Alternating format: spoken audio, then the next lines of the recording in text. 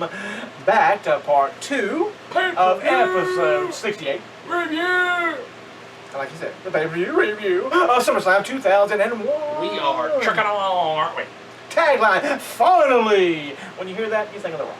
Especially when The Rock is on the poster. So. That's true. And the date was August the 19th, 2001, with the attendance of 15,293 at the Compaq Center was the venue. We had 1 heat match and we had 8 pay-per-view matches. Wow. And let's get started. Talk about the heat match. It was a Divas match. A 6 Divas match. And we had the WWF Divas taking on the WCW Divas. As was Lita, Jacqueline, and Molly Holly. Yes, WWF. Defeating Torrie Wilson, Stacy Keibler, and Ivory. In 2 minutes and 55 seconds. Which is very interesting that they pulled Ivory over into WCW, even though Molly was in WCW as Miss Madness with Macho Man and Gorgeous George and all that. So why not keep Molly with them? But I think that's very strange. I mean, of course, they wanted to add her to the Mollies. I mean, to the Hollies, not the Mollies. They also want to add her to the Mollies, too. They can't get more Mollies in there. That's true. But, of course, you had Torrie and Stacy, who were not good wrestlers, so that's why they had to add Ivory into it. Yeah, that would help. Because they had to have female wrestlers that could wrestle for WCW, and they didn't have that besides Medusa, and they weren't hiring her. Nope. Not gonna happen. Not anymore. First matchup of the pay-per-view was for the WWF Intercontinental Championship, and it lasted 11 minutes and 16 seconds. Edge, who was representing WWF, defeated Lance Storm, representing ECW, and Edge actually won the WWF Intercontinental title from an ECW. I know, it's a mouthful, and it is. It's very It's like, how do I say it right? I know. Match number 2 was a 6-man tag team matchup. As representing ECW, WCW were the Dudley Boyz and Test, as they defeated the APA and Spike Dudley with Molly Holly, who was representing the WWF, in 7 minutes and 19 seconds. Very nice. And the third matchup lasted 7 minutes and 33 seconds. It was a title unification with the WCW Cruiserweight Championship and the WWF Light Heavyweight Championship. So glad that they went with the Cruiserweight name. Yes. And X-Pac, the WWF representative, that's confusing, defeated the other WWF representative. I bet that's wrong. I bet that person who put it on there did not put the right person. Well, no, Tajiri never joined with the ECW stuff. So, possibility that one of them had the WCW Cruiserweight, one of them had the WWF Light Heavyweight, they were both WWF. But it is interesting. If you're going to have a invasion and a unification stuff, you would have one from WCW. Every other match is either WCW, ECW, or WWF. Right. But X-Pac, I know, didn't join with WCW, and neither did Tajiri. So that's kind of weird. So X-Pac ended up unifying the belts. Learn stuff right now, folks. Right with us. That's right. So it was the WWF Cruiserweight Championship at that point. Number 4. Number 4, we had representing WWF Chris Jericho, as he defeated Rhyno ECW with Stephanie McMahon-Helmsley by submission at 1, 2, 3. At 1, 2, 3, 4. Figure that out. That's 12:34 if you don't.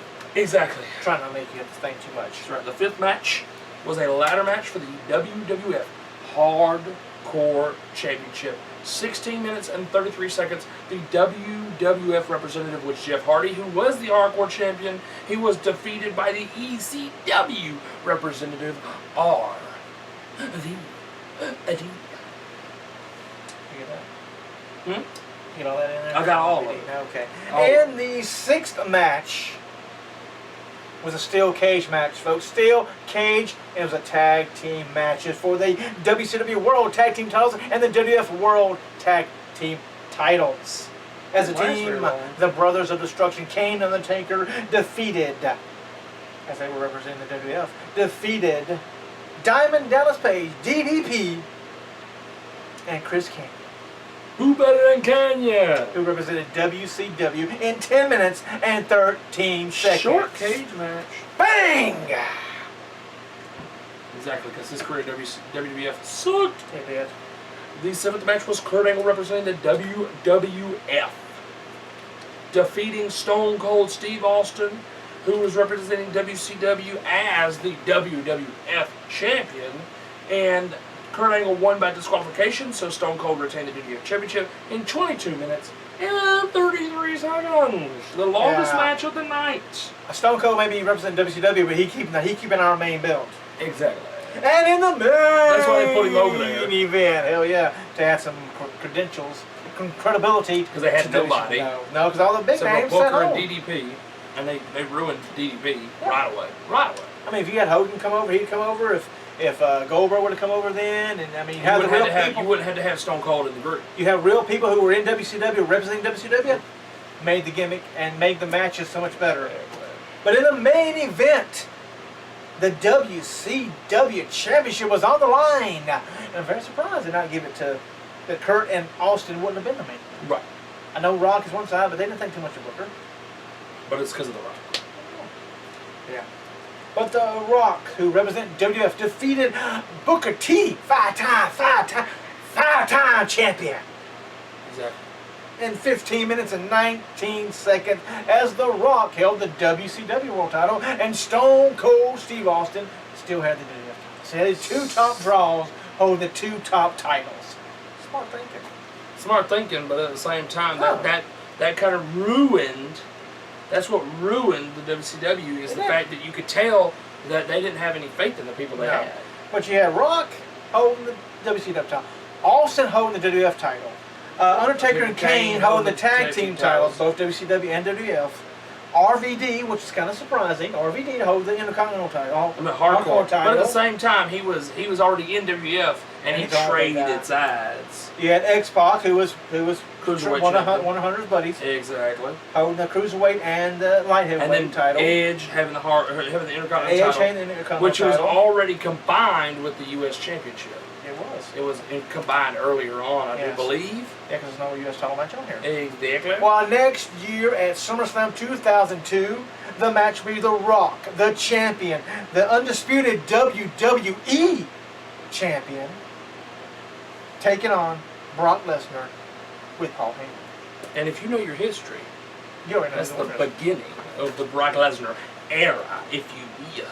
Now, since we're on the SummerSlam part, SummerSlam, and we're talking about SummerSlam pay-per-views, SummerSlam, past, and now we're going to talk about present, soon, and then the future. We're going to talk about 2015. We know already that Brock Lesnar will take on The Undertaker in the main event, which is fine. Why not have the biggest match you're going to think of be your main event? Exactly. So Undertaker, Brock, find in the show will be great build-up. Yeah. As long as the undercard is not a disappointment. I don't want one match to carry a pay-per-view. It does nobody any good. That's true. But right now, some of the rumor matches, the way things are shaping up, could happen at SummerSlam. And we're going to talk a few minutes about if we think it's going to be a good SummerSlam, if these happen, or it's going to be... We're going to go from the bottom to the top. You know. In a three-team Divas match, it's hard to say. There's Sasha Banks, Naomi, and Tamina, Team Bad, taking on, I don't even know the team name. Paige, Team Charlotte. Paige, what they keep calling. Team Paige. Yeah, everybody's got a team name except Paige and them. Yeah. Paige, Charlotte, and Becky Lynch also taking on Team Bella. And they've done this with tag matches before, so that means any diva could tag any diva. Exactly. I think that's the way. If they do it this way, you'd have any diva tagging. I believe that's what you would go with. And then we're gonna skip this one. Which one? The next one. We'll skip it. You don't think it's gonna happen? No, we're just gonna skip it for that right this second. Okay. We're gonna build up to I it. don't think it's gonna happen. Although I put it on there, I think he is gonna be in this one. It would be interesting. We'll talk about that in just a second. Also, Dolph is supposed to be back just in time because he's filming a movie. And they're talking it's gonna be Dolph and Rusev. I don't think so. You got the two lovely ladies in this thing. Put them in the match. Even if they're not great workers. No, let Dolph and Rusev carry the weight of the match, but get Lana and Summer in there as well. Just a catfight situation. Yes. I mean, it helps. It adds more to it. Dolph and Lana taking on Rusev and Summer. I think if it doesn't happen at SummerSlam, it will happen. But I think the mixed tag match would be good. And it'll add more to say, hey, we're giving Divas a chance. That's right. Because they've got 3, 6, 9, 10, 11 Divas if they do that on one pay-per-view. That hasn't been done before. No, it's been a long time. Yes. Tag team title, we're just skipping them. Tag team titles. Primetime players defending against New Day, and they're saying more teams may be added. Well, New Day the other day cost Primetime players a match against Los Matadores. Yeah, so technically they did win. So they beat the tag team champions. They should get in there. They should. Go ahead. Let's have another. We've had a tag team turmoil match in a long time. You got plenty of tag teams. Hell, surprise people. Bring us some NXT tag teams. Well, they're saying Enzo and Cass worked a live event, and they're saying now that they're not in the tag team picture, that they're coming. We could get 6. We could probably get 8. If we thought about it right now, we could probably get 8 tag teams, adding Enzo, Maury, and Big Cass. And once you add the NXT tag team champions, Blake and Murphy, that would be be a shock for them to show up. But you have primetime players. You have New Day. 2. You have Lucha Dragons. 3. You have Los Matadores. 4. Help me out here. Help me out. I told you we put our heads together. We got to put our heads together. But we're already at 4, and you haven't even got Enzo and Cass in there. And that would make 6 there. That's 6. That's a good tag team. And you're talking about the tag team champions of NXT. You're making 6 there. Yes. The Ascension. There's another one you can add. You can waste your time and put Curtis Axel and Damian Sandow in there. Yeah. With no gimmicks anymore. You can do that. You can do that. We can get about 10 teams now that I keep counting them. My gosh. And we're probably missing somebody else we ain't thought of. We probably are. Because we had 6 teams in the Elimination Chamber match. We did. So we're missing 2. We probably are. Who are we missing? Somebody who don't really matter, do well, they? Well, these people here were missing. They were a tag team recently. They were not. They were not in that part, but we are missing them because they were a tag team. Yep. All right, let's go to another one. Here. So in a few minutes, we're going to waste more than a few minutes on this. That's true. IC title match, Ryback taking on Big Show. I say go back to the Triple Threat. Let's keep Miz in the picture. But I mean, if they're trying to make Ryback look good, definitely Big Show will do it. But let's make it a Triple Threat at SummerSlam. Get Miz pinned, and now he's out of the loop. Yeah. Then you go Ryback and Big Show at a smaller pay-per-view. Yeah. Okay? This still makes Ryback look good, both pay-per-views. Oh, it does. And by pinning Miz, it takes him out of the loop, and it doesn't make Big Show look bad until Big Show loses cleanly to Ryback with the meat hook or the whatever it's called, the running thingy he does. Yes. Anyway, then we're going to go back down to this one. Yes. Then they're talking about, like we talked about earlier, We did talk about that earlier. Kevin Owens on part 1. They were saying he's not the man of petrol. No. But they're talking about Kevin Owens taking on Tyson Kidd and Cesaro in the Elimination Chamber, so that one team. There you go. Love that tag team. Man. He won't be there for like a year. Kevin Owens and Cesaro will be a great match. It would be a great match, and let them do the indie style of what they do. Let them do the matches that they usually do with him running back and forth with uppercuts and blah blah blah. Oh yes. Be good stuff. They would put on a great, entertaining match, and it could go on right in about the middle of the card and really get people going. Oh hell yeah. It wouldn't take away from your main event, but it would really get people going. Mm-hmm. But then, we have if Eric Rowan. This would only happen if Eric Rowan is back. Yes, if Eric Rowan has healed up that bicep or tricep or bicep or then we could have a 6-man tag team match with the Wyatt family, the reunited Wyatt family, taking on Dean Ambrose, Roman Reigns, and last but certainly not least, Sting. But if Eric Rowan is not back, then they're gonna then we're gonna go. We got right now. What's going right now? Dean and Roman taking on Bray and Luke Harper. But you were talking about Sting going into the main event as being the referee. Yes. But how interesting would it be to start up the Sting Bray Wyatt feud is if he was the referee for the tag match? It would make the tag match seem like a bigger deal, having Sting in it, and we could have some miscommunication, and Wyatt could end up hitting Sting, and then that starts their feud. You know how like the whole when Shawn was a referee and Brett and Undertaker facing that type of stuff. Put Sting in there as the referee, and then you lead to that. Because honestly, I don't know if they're really leading to Undertaker versus Sting. No, I think that's done gone with weight. But if you want to look at somebody, you think, okay, who is big enough, who is bad enough to keep Brock and Undertaker? Right, absolutely. And Sting maybe fits perfect in there. Kinda, but at the same time, well, unless you do Austin again. Well, they are building up 2K16, but they are. At the same time, if you think about how Brock destroys people, he could destroy someone like Big Show, he could destroy someone like Mark Henry. Sting would be a walk in the park for him to pick up and throw around like a rag doll. Yeah, we don't need to pick because he's old. Yeah, we don't need to do that. So if you really think about it, would you see Sting being able to hold Brock Lesnar back? In wrestling, yeah. In real life, no. Exactly. But they use him more of a legit person. Right.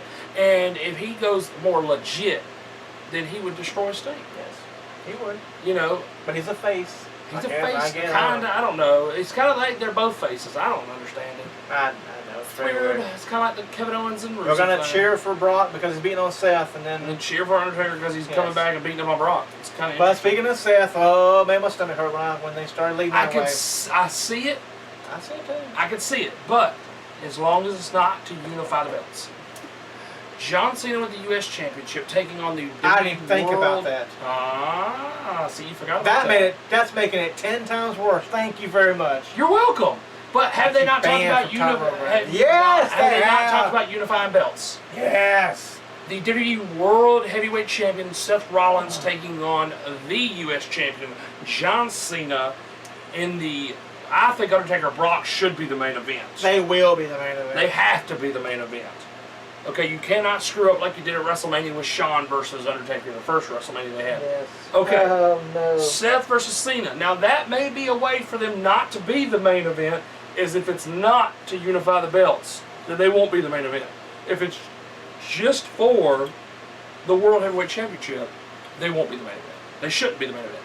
Yeah, and Seth should beat John Cena. Maybe they're doing this to make Seth Rollins look better. And I hope they are. If they're unifying belts, retarded. I don't like it. But it also could be your 16-time World Heavyweight Champion, John Cena. They could be doing that, and it could lead all the way to WrestleMania. I don't want to do it. I'm so sorry. But I want the Shield, all former Shield members, to be in the main event at WrestleMania. That would be pretty neat. But I'm just saying here, if it's just for Seth Rollins' title, then I'm fine with that. Yeah. And Seth needs to win, or there needs to be a DQ, or whatever the case may be. But they do not need to unify the belts, and John Cena does not need to win the World Heavyweight Championship. I think he does well with the U.S. belt, but now it would be interesting if they did a thing where they led up to the match, and if Seth wins his match, he gets to pick.